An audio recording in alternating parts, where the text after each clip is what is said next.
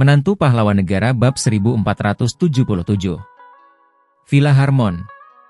Nyonya, kasus Tuan Muda Elsen begitu merepotkan, sampai-sampai setelah Nyonya turun tangan sendiri juga masih. Sumalin bertanya dengan terkejut. Walaupun dia belum menyelesaikan kalimatnya, tetapi maksudnya sudah sangat jelas. Tisha sudah turun tangan sendiri, tetapi masih belum bisa membebaskan Elsen. Hal seperti ini sedikit mengejutkan. Perlu diketahui bahwa di seluruh provinsi Denpapan, selain Kodam Helios, dia bisa menemui tokoh-tokoh pemerintahan lain dengan mudah. Pasti tidak akan ada orang yang berani berlagak hebat di hadapannya. Tisha berkata dengan dingin, kali ini Elsen ikut terseret dalam kasus Theodore. Nggak tahu salah minum obat apa, Kodam Helios memberi instruksi secara pribadi. Jadi, orang-orang di bawahnya nggak berani ikut campur dengan sembarangan. Selain itu, Tuan Kodam yang satu ini benar-benar keras kepala. Aku sudah meminta bantuan orang untuk mengirimkan surat permohonan kunjungan padanya sebanyak 2 kali, tapi dia tetap enggan bertemu denganku. Aku berencana mengunjungi keluarga Sudibya, meminta bantuan mereka untuk mempertemukanku dengan Helios. Sumalin berkata, "Ignol Haya, Nyonya," mendengar Nyonya menyebut tentang keluarga Sudibya. Sepertinya Huris, tuan muda pertama keluarga Sudibya mendukung bajingan itu. Mereka bekerja sama dan telah berhasil membeli saham Hongkem sebesar 20%. Huris yang mengeluarkan uang sebesar 12,6 triliun itu, sampai-sampai Wirhan juga mengalami kerugian dan kesal setengah mati. Tisha mendengus, lalu melambaikan tangannya dan berkata, "Nggak masalah, aku akan membicarakan hal ini dengan keluarga Sudibya. Bagaimanapun juga, Huris harus memanggilku Bibi. Dia nggak mungkin melawanku hanya demi Ardika seorang. Sebenarnya, dia berasal dari cabang keluarga Sudibya. Setelah menjadi selir keluarga Basuki Kota Gamiga, secara otomatis kedudukannya di keluarga Sudibya meningkat dengan signifikan. Dia sangat dihormati oleh keluarga Sudibya. Tanpa berlama-lama lagi di sana, Tisha segera meninggalkan rumah sakit dan kembali ke ibu kota provinsi. Malam itu juga, sebuah informasi sampai ke telinga Haron yang berada di ibu kota provinsi. Setelah 4 kingkong dilumpuhkan, Jafur, keponakannya dicambuk oleh seseorang hingga dalam kondisi koma di hari pertama kunjungannya ke kota Banyuli. Dalam kurun waktu singkat, keponakannya itu sangat sulit sadar kembali. Setelah menerima informasi tersebut, Haron marah besar. Walaupun Jafur bukanlah penerusnya, juga boleh dibilang tidak dipandang tinggi di keluarga Citora, tetapi bagaimanapun juga Jafur adalah keponakannya. Dalam kunjungan ke kota Banyuli kali ini, awalnya keponakannya itu hanya ikut pergi bersenang-senang bersama anak buah Tisha, sekaligus untuk melindungi keselamatan anak buah Tisha. Alhasil, begitu keponakannya itu tiba di kota Banyuli selama beberapa jam saja, keponakannya sudah dalam kondisi vegetatif. Selain itu, sebelumnya saat 4 kingkong dilumpuhkan, hal itu sudah tersebar luas di dunia preman ibu kota provinsi. Pendapat orang-orang beraneka ragam. Sekarang, keponakannya malah jatuh ke tangan orang yang sama. Kalau dia tidak melakukan pembalasan, bagaimana dia bisa bertahan di ibu kota provinsi? Bisa dibayangkan betapa marahnya Haron saat ini. Di ibu kota provinsi, pinggiran distrik Stavis, ada sebuah villa yang sangat megah. Di ibu kota provinsi, villa ini memiliki nama yang sangat terkenal. Villa Harmon. Orang yang sedikit memahami tentang tempat ini, pasti tahu ini adalah tempat tinggal Haron, sang ahli bela diri ibu kota provinsi. Tempat ini tidak pernah sepi pengunjung. Satu kalimat ini sangat cocok untuk mendeskripsikan Villa Harmon. Biasanya, orang-orang yang datang mengunjungi Villa Harmon tiada habisnya, baik dari dunia pemerintahan maupun dari dunia preman. Saat ini, di ruang tamu Villa Harmon, Haron yang rambutnya sudah memutih sedang mendengarkan orang di ujung telepon berbicara dengan ekspresi muram tanpa mengucapkan sepatah kata pun. "Tuan Haron, adapun mengenai Jafur, aku benar-benar minta maaf. Aku juga nggak menyangka Ardika, bajingan dari kota Banyuli itu begitu sulit dihadapi. Kali ini, dia telah menyebabkan putraku ditangkap. Aku sedang pusing memikirkan kasus putraku. Begini saja, untuk menunjukkan ketulusan permintaan maafku, aku akan memberimu saham Hongkem sebesar 5% yang kumiliki sebagai kompensasi. Ini adalah pemberian dari keluarga Rewin sebagai bentuk kesetiaan mereka padaku." Di ujung telepon, Tisha sedang mengutarakan permintaan maafnya. Nada bicara kelelahan terdengar jelas dalam ucapannya. Bab 1478. Tanah dengan Feng Shui bagus. Tisha tidak memberitahu Haron demi menunjukkan bentuk kesetiaan mereka terhadap dirinya. Klito dan yang lainnya langsung memberinya saham sebesar 15%. Begitu Ardika mengendalikan Hongkem, kemungkinan besar saham di tangan anggota keluarga Rewin akan menjadi miliknya. Karena itulah, memanfaatkan momen saat saham di tangan mereka bernilai tinggi, mereka memberikannya pada Tisha untuk menjalin relasi dengan Tisha. Sementara itu, Tisha sendiri langsung memberikan saham sebesar 5% yang ada di tangannya untuk Haron sebagai bentuk kompensasi. Tuan Haron, kamu nggak tahu, Ardika, bajingan yang berasal dari kota Banyuli itu, baru saja mengeluarkan uang sebesar 12,6 triliun untuk membeli saham Hongkem sebesar 20%. Tidak mendengar adanya tanggapan apapun dari Haron, Tisha sengaja menambahkan satu kalimat itu. Begitu mendengar ucapan Tisha, kilatan serakah melintas di mata Haron. Kalau begitu, bukankah saham sebesar 5% pemberian dari Tisha untuknya bernilai 4 triliun? Bagaimana kalau dia juga bisa merebut saham sebesar 20% yang ada di tangan Ardika itu? Dalam sekejap, Haron menjadi sangat bersemangat. Beberapa saat kemudian, dia baru menarik napas dalam-dalam dan berkata, "Nyonya Tisha, kamu sudah terlalu sungkan. Aku nggak menyalahkanmu atas apa yang menimpa Jafur. Terlebih lagi, putramu juga dicelakai oleh Ardika. Kamu sendiri juga adalah korban." Adapun mengenai bajingan yang berasal dari kota Banyuli itu, aku akan memberinya pelajaran. Setelah memutuskan panggilan telepon, aura membunuh yang terpancar dari tubuh Haron langsung menghilang tanpa meninggalkan jejak. "Guru." Tepat pada saat ini, Kaori Rahardi, murid Haron berjalan masuk. Haron bertanya dengan suara dalam, bagaimana? Apa yang dikatakan oleh orang-orang di luar sana?" Sangat gak enak didengar, komentar seperti apapun ada. Kaori berkata dengan ekspresi masam, hingga hanya itu saja, mulai sore ini, tiba-tiba ada yang membuat keributan di wilayah kekuasaan teman-teman seperguruan di dunia preman. Walau hanya keributan kecil dan gak akan menimbulkan pengaruh yang besar, tiba-tiba muncul begitu banyak orang yang membuat keributan, benar-benar gak biasa. Teman-teman seperguruan mengatakan orang-orang itu adalah orang-orang yang melihat setelah 4 King Kong dilumpuhkan, guru tetap gak mengambil tindakan, ditambah lagi kali ini Jafur menjadi koma, karena itulah mereka muncul untuk datang menguji. Ekspresi Haron langsung berubah menjadi dingin. Dasar orang-orang gak penting. Mereka sudah gak sabar berlagak hebat di hadapanku, ya? Di antara ketua-ketua preman di dunia preman itu, kebanyakan di antara mereka adalah murid Haron. Tidak peduli apakah orang-orang itu adalah murid-murid yang dia latih secara pribadi, atau murid-murid yang hanya sekadar nama. Saat orang-orang ini makin banyak, mereka sudah membentuk sebuah aliansi berlandaskan keuntungan bersama di dunia preman. Mereka mulai saling membantu satu sama lain, lalu bekerja sama untuk menyingkirkan orang-orang lainnya.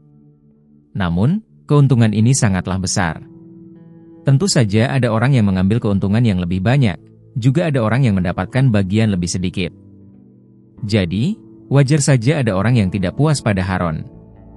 Seiring dengan informasi 4 King Kong dilumpuhkan, ada orang yang bernyali besar, berani mengambil risiko untuk memprovokasi wibawa Haron.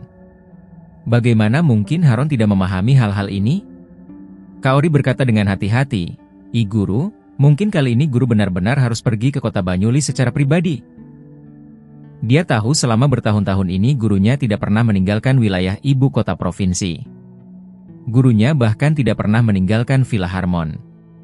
Menurut Haron, bertahun-tahun yang lalu, dia pernah bertemu dengan seorang ahli yang memberitahunya bahwa Villa Harmon adalah sebuah tempat yang bagus. Di tempat ini, dia bisa menyerap energi spiritual langit dan bumi, kekuatannya juga bisa meningkat dengan signifikan. Namun, begitu dia meninggalkan tempat ini, mungkin akan terjadi kejadian yang tidak baik. Karena itulah, siapa yang menginginkan Haron untuk meninggalkan Villa Harmon, meninggalkan ibu kota provinsi, adalah sesuatu hal yang tabu baginya. Namun sekarang, bahkan 4 King Kong sudah dilumpuhkan. Jafur, keponakannya, juga sudah dalam kondisi koma. Kalau Haron masih tidak turun tangan juga, bagaimana pandangan orang luar terhadap dirinya? Mendengar ucapan muridnya, ekspresi Haron tampak masam. Beberapa saat kemudian, dia baru menempatkan kedua tangannya di punggungnya, lalu menghela napas dan berkata, pada akhirnya, Aku tetap harus meninggalkan tempat bagus ini kan? Baiklah kalau begitu. Aku akan pergi ke kota Banyuli untuk menghabisi bajingan itu. Bab 1479. Bertindak sekali untuk menangani masalah hingga tuntas. Dengan guru turun tangan sendiri, nyawa bajingan yang berasal dari kota Banyuli itu pasti akan melayang. Kaori tampak sangat senang dan bersemangat. Melihat gurunya duduk, dia segera menuangkan teh dan menyodorkannya pada gurunya. Bocah ingusan sepertinya nggak layak membiarkanku turun tangan untuk menanganinya sendiri. Haron menyesap tehnya, lalu melambaikan tangannya dengan santai dan berkata, pergilah ke area tinju wilayah kekuasaan adik seperguruanmu, suruh dia antarkan 7 bilah dan serigala ganas ke sini untuk ikut bersamaku ke kota Banyuli. Guru, apakah guru benar-benar ingin membawa mereka berdua ke kota Banyuli? Begitu mendengar ucapan gurunya, Kaori sangat terkejut.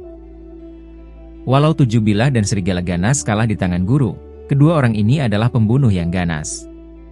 Belakangan ini, dalam 100 ronde adu tinju, mereka nggak pernah kalah sekalipun. Selain itu, orang yang mati di tangan mereka sudah mencapai belasan orang. Situasi ini juga sudah dalam kondisi adik seperguruan menggunakan obat-obatan untuk mengendalikan mereka karena takut menarik perhatian dari aparat yang berwajib. Kalau dua pembunuh ganas ini pergi ke kota Banyuli, takutnya akan menimbulkan kegemparan besar dan menjadikan kota Banyuli menjadi lautan darah. 7 bilah, serigala ganas. Selama 2 tahun ini, dua orang ini adalah raja tinju di arena tinju dunia preman ibu kota provinsi. Mereka tidak pernah kalah. Satu-satunya kekalahan mereka adalah saat mereka menantang Haron bersamaan sebelumnya. Saat itu, di bawah tatapan para ahli bela diri dunia preman, kedua orang itu bekerja sama dalam menyerang. Hasilnya sangat mengejutkan semua orang. Haron hanya menggunakan satu jurus untuk mengalahkan mereka berdua pada saat bersamaan. Sejak saat itulah, tidak ada seorang pun yang berani menantang Haron lagi. Tujuan kunjunganku ke kota Banyuli kali ini adalah bertindak sekali untuk menangani masalah hingga tuntas dengan cara membunuh orang. Haron berkata tanpa ekspresi, "Jikalau tidak, bukankah kelak orang-orang yang gak penting pun akan berani menantang wibawaku?" "Baik, guru." Kaori menangkupkan tangannya, lalu segera melakukan pengaturan. Walaupun dia adalah murid Haron, tetapi karena kurang berbakat, sesungguhnya dia lebih sering berperan sebagai kepala pelayan. Tak lama kemudian, Haron sudah selesai mengatur segalanya dan berangkat ke kota Banyuli. Pada saat bersamaan, dengan instruksi khusus dari Haron, Kaori juga menyebarkan informasi tentang 7 bilah dan serigala ganas. Dua raja tinju juga mengikuti Haron ke kota Banyuli. Awalnya, banyak orang yang menjadikan Haron sebagai bahan tertawaan setelah kejadian yang menimpa murid dan keponakannya di kota Banyuli. Namun, setelah mendengar kali ini Haron tidak hanya secara pribadi berangkat ke kota Banyuli, tetapi juga membawa serta 7 bilah dan serigala ganas. Orang-orang dari berbagai kalangan bela diri tersentak. Karena mereka semua sudah menyadari kali ini Haron benar-benar sudah marah besar. Siapa yang bisa menandingi Haron, ditambah lagi dengan dua raja tinju? Kelompok ini pasti akan mengacaukan kota Banyuli. Namun, juga ada orang cerdas yang mengalihkan fokus mereka pada kota Banyuli. Dengan indera tajam mereka menyadari kepergian Haron ke kota Banyuli kali ini, pasti bukan sekadar untuk membalaskan dendam murid dan keponakannya. Mungkin saja dia punya motif yang lebih besar. Di kota Banyuli. Saat Haron dan yang lainnya masih dalam perjalanan, informasi kedatangan sang ahli bela diri ditambah dengan dua raja tinju itu sudah tersebar luas ke seluruh pelosok kota. Baik dunia pemerintahan maupun dunia preman kota ini, fokus pada hal tersebut. Bagaimanapun juga, latar belakang Haron sangatlah besar. Dia adalah seorang tokoh hebat di dunia bela diri dan dunia preman, juga memiliki relasi yang kuat di dunia pemerintahan dan dunia preman. Bahkan kepala keluarga dari berbagai keluarga besar pun merasa cemas. Mereka takut Haron mendatangi mereka untuk memeras mereka, karena kedatangan Haron ke kota Banyuli kali ini tidak kelihatan sesederhana membalas dendam saja. Sebagai orang yang terlibat langsung dalam masalah, Ardika juga sudah memperoleh informasi tersebut. Tina yang memberitahunya informasi tersebut. "Ardika, kali ini Haron mendatangi kota Banyuli secara pribadi dengan membawa 7 bilah dan serigala ganas, dua orang raja tinju ke sini. Kali ini, masalah yang kamu hadapi sangatlah besar. Kamu benar-benar bernyali besar. Berani-beraninya kamu memukuli keponakan Haron hingga menjadi vegetatif. Apakah kamu tahu? Kali ini, kamu akan membayar harga mahal atas tindakan gegabahmu itu, bahkan menyeret Luna dalam masalahmu. Di Villa Cakrawala. Begitu bertemu Ardhika, Tina langsung memasang ekspresi muram. Bab 1480. Menghajarmu dengan satu tangan. Tina, Jafur bisa dalam kondisi koma nggak ada hubungannya denganku, oke? Ardhika berkata dengan tidak berdaya, ya aku hanya mencambuknya beberapa kali saja. Semua lukanya hanya luka luar. Pasti ada orang yang diam-diam melakukan sesuatu padanya untuk memanas-manasi situasi. Terlepas dari ada orang yang memanas-manasi situasi atau enggak, sekarang kamu yang dianggap sebagai pelakunya. Tina berkata dengan kesal, sebaiknya kamu pikirkan bagaimana caranya kamu bisa lolos dari musibah kali ini. Kamu benar-benar bernyali besar. Belakangan ini, aku sibuk dengan urusan perusahaan, siapa sangka kamu malah melumpuhkan 4 King Kong, murid Haron. Saat mendengar informasi-informasi ini, dia juga merasa terkejut dalam hati. Kala itu, saat 4 King Kong membuat keributan di grup Lautan Berlian, mereka bahkan sudah mendorongnya ke jalan buntu. Ardhika sudah melumpuhkan 4 King Kong, bagaimana pria yang satu ini bisa seganas itu? Tina, apa Haron semenakutkan itu? Melihat ekspresi serius Tina, Luna bertanya pada sahabatnya dengan sedikit cemas. Tina memutar matanya dan berkata, tentu saja, apa kamu pikir aku sedang berbohong padamu? Haron adalah seorang tokoh hebat di dunia bela diri dan dunia preman. Terlebih lagi, kali ini dia membawa 7 bilah dan serigala ganas, 2 orang raja tinju kemari. Kamu tahu arena tinju dunia preman kan? Saat bertanding, nyawa menjadi taruhan. 2 orang pembunuh ganas itu telah bertanding sebanyak ratusan ronde tanpa mengalami kekalahan sekalipun. Ada belasan orang yang mereka hajar hingga mati. Intinya, Haron sangat menakutkan.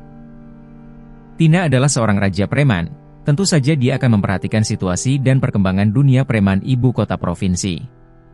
Dia harus mempelajari berbagai tokoh di dunia preman. Kalau ada tokoh hebat ibu kota provinsi yang datang berkunjung, dia akan pergi melayani orang tersebut dengan baik, agar kejadian 4 King Kong datang membuat keributan tidak terulang kembali.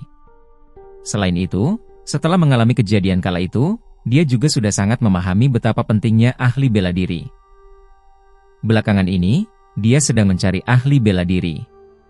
Mendengar ucapan Tina, Luna menoleh dan bertanya dengan cemas, Ardhika, apa kamu bisa mengalahkan Haron? Apa? Tina membuka mulutnya dengan lebar. Luna, apa kamu salah minum obat? Apa hal seperti ini perlu dipertanyakan lagi? Terlepas dari seberapa hebat kemampuan bertarung Ardhika, dia juga bukan tandingan Haron. Haron bisa menghajarnya dengan satu tangan saja. Tina mencurigai otak sahabatnya itu sudah bermasalah, atau mungkin sudah terhipnotis oleh Ardhika. Sayang, kamu nggak perlu mendengarkan kata-kata menakutkannya itu. Sambil tersenyum, Ardhika mengeluarkan ponselnya dan berkata, Tina, kamu sudah pernah melihat video ini kan? Kalau hanya seperti ini bela diri yang dikuasai oleh Haron, ahli bela diri itu, aku bisa mengalahkannya hanya dengan 1 jari. Di video tersebut, seorang lansia yang mengenakan setelan ahli bela diri itu tidak lain adalah Haron. Dia melakukan pergerakan tai chi, mengarahkan lengannya ke arah depan dengan lambat, lalu seorang pria kekar yang sedang bertanding melawannya langsung terpental dan terjatuh membentur tanah. Video ini adalah video yang dicarinya dengan sembarang setelah mendengar nama Haron. Video ini tampaknya sangat populer di internet dengan jumlah penonton yang sangat banyak. Namun, setelah Ardhika melihat video tersebut, dia nyaris tertawa mengeluarkan suara. Sial! Apa dia sedang mengelabui idiot? Tina melirik layar ponsel Ardhika. Dia juga sudah pernah melihat video tersebut. Ardhika, apa kamu pikir video itu palsu? Apa kamu tahu siapa pria kekar yang bertarung melawannya itu? Pria itu adalah wakil ketua asosiasi tinju ibu kota provinsi. Dia juga punya identitas dan latar belakang. Dia nggak mungkin diundang oleh Haron untuk sekadar membuat video palsu. Kala itu, orang tersebut terus-menerus memprovokasi Haron di internet. Karena nggak berdaya, Haron baru turun tangan untuk bertanding melawannya. Bahkan hasil ini adalah hasil pertarungan seadanya. Menurut wakil ketua asosiasi itu, kalau bukan karena Harun berbelas kasihan padanya, dia pasti sudah mati akibat pukulan tersebut. Selain itu, kalau Harun benar-benar hanya berakting belaka, mengapa selama bertahun-tahun ini, ada begitu banyak ahli bela diri dunia preman yang tunduk padanya?